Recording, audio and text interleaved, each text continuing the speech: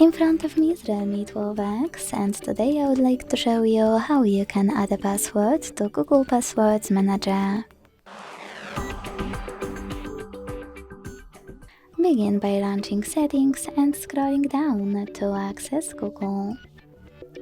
Then choose All Services, Autofill, Autofill with Google, and Google Password Manager. Following that, select Password at the bottom left corner and tap on Add Password over here. Then input all of those informations. At the top, select any website or click on Select App and tap on the chosen one.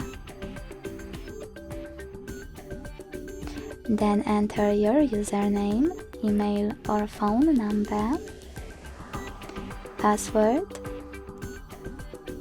and even take some helpful notes.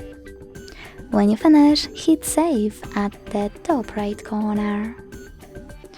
Thanks so much for watching. If you enjoyed this video, don't forget to leave a like, comment and subscribe.